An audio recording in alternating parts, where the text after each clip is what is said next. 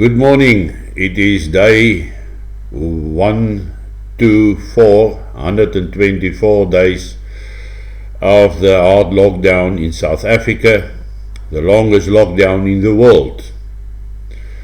And we have experienced quite some hectic times, and I'm this week talking to you guys about the different books that I wrote. And yesterday I told you how Judas Bock and Joseph Skleet came about, which is telling the story of my imprisonment in Angola. One of the direct results of my imprisonment is the book The Long Lost Grave, which I actually wrote during those times. But it's interesting how it happened. It was extremely difficult for me to get into a routine, to establish a way of living, because I always say when you are alive, you got to live. So you got to live firstly inside the confines of the four walls of your cell. And but the easiest thing to do was to lay on the bed, waiting for better days, hoping that the time will pass, hoping that you will be released. But mentally, it is a sapping experience. You got to live in your circumstances. And to do that, it was very important that I establish a very strict routine. And that was my most difficult part. Because I realized that if I don't establish a routine, if I don't live a life in the cell, I will go mad. I will lose it. Definitely so. But it was difficult, because I was constantly fighting against God about what had happened to me, the fact that I am in prison, the fact that I cannot get out. And I've never smoked in my life. And every evening when the Cubans brought my food, on the tray was a packet of cigarettes, as well as matches. But I don't smoke. So eventually, due to a lack of doing anything else, I tried one. First puff, puff, puff a little bit. And all of a sudden, it was a nice thing to do. And it tastes well. And the more I smoked, the more I wanted to smoke, of course. So eventually I end up smoking 3 packets of cigarettes a day. 60 cigarettes. But it was all that I've been doing. That was something to do, something to keep me busy with, was to smoke. But I was still lying on my bed. And then one day, the Cubans took the cigarettes away. And they rationed me with 10 cigarettes only. Now my body wants 60 cigarettes, but I only have 10. So now I got to divide this 10 cigarettes to be there throughout the day. So I can smoke the first cigarette when I woke up in the morning, then I had to do an activity, then I can smoke again. Then I do Bible study, and I smoke again. Walking 1,000 times to the right of the table, I can smoke again. And 1,000 times left around the table, I can smoke again. So that I smoked the 10th cigarette tonight before I went to bed. And one very important thing is, at that stage, I was start making notes on a piece of paper. And I actually started playing with the idea of writing a story. to keep me busy, to keep me occupied, to allow my mind to flee the prison. And that's where the long lost grave was born. The long lost grave is not about the military. It's about adventure. It's about the one thing that I really missed, and that was to have freedom to be out in nature and to do exciting things. So the long lost grave is purely escapism. But my wife Frances said the other day to me, she has learned more about my mind and mindset by reading the book than by living with me. Eventually the feedback on this book of adventure was very, very good, and people from all over the world has said to me that that is probably the best book that you have written. And one Joe Cater in Australia told me, he said, one can see that you had the time to write. But the long lost grave became such a part of my daily routine. It was during that time where I actually requested a visitor for a type machine, a typewriter. Typing machine, typewriter. And to my astonishment, there arrived one small typewriter that you can carry around with you. And that's where it all started. My very first page that I typed took me 2 days to type, one A4 sheet, and eventually I could done that within 10 to 20 minutes. So I actually learned to type as well while I was in prison. And it prepared me for so many other things. And this simple thing like writing a book became the most important lifeline that I had in prison. That's where the Yellow Sweatband came from. I should have had put this one on today, but it was born there in prison.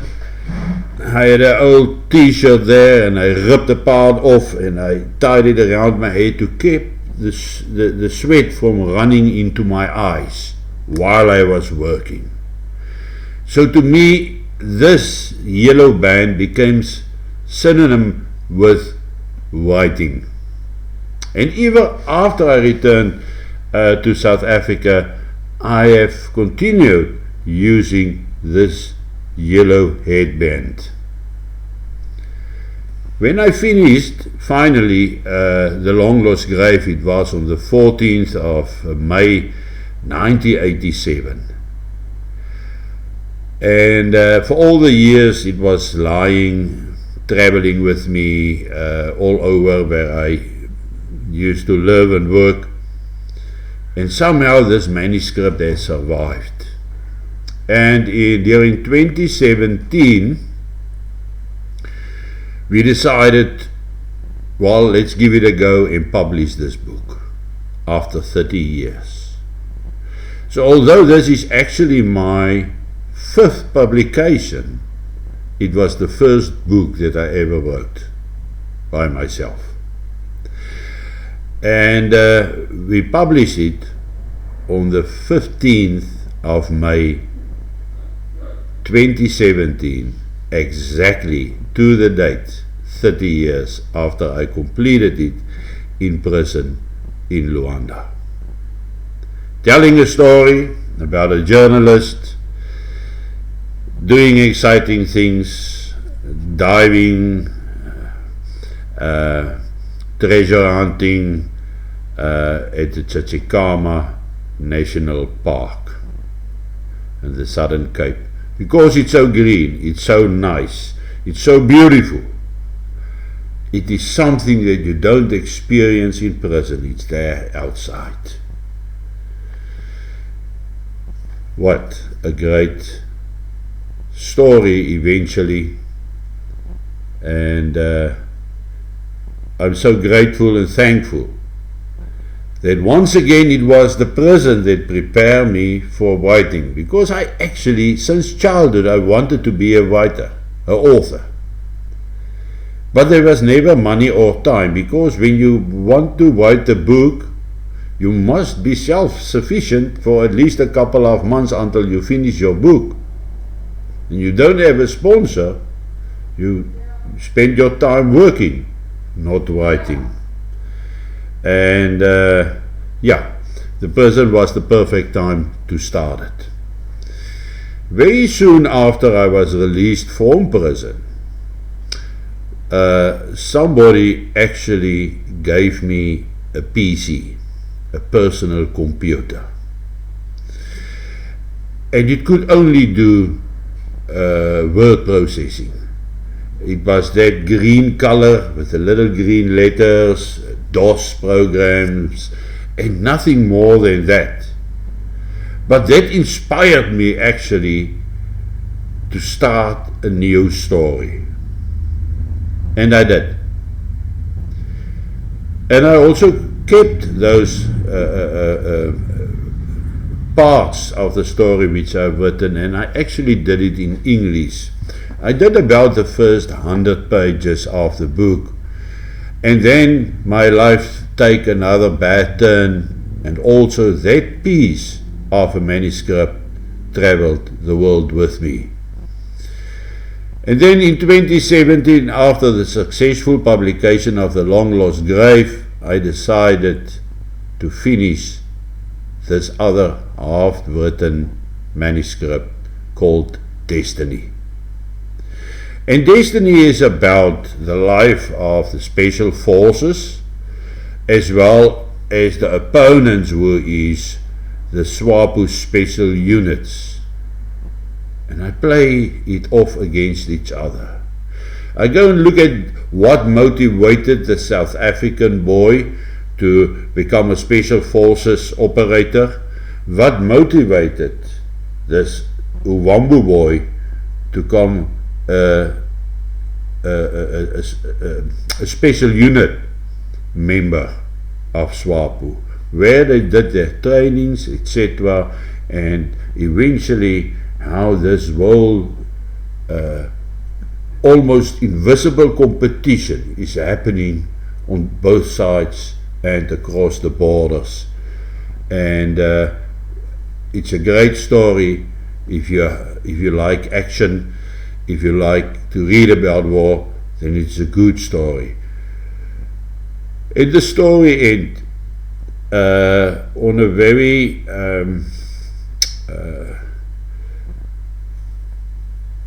it ended after the war ended in Namibia. The final stages are played off after the war, almost in a reconciliatory way. Because in Namibia, after the war, there was more acceptance between the opponents than has happened in South Africa. Now here in South Africa, we know that we have never fought a war against the Umkhonto we Sizwe or the ANC. Their forces never engaged the South African Defence Force.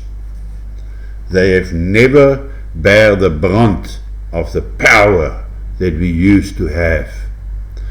But if they read this book, they will realize what a power we were and what we were capable of. And it is that power which has been destroyed over the past 25 years.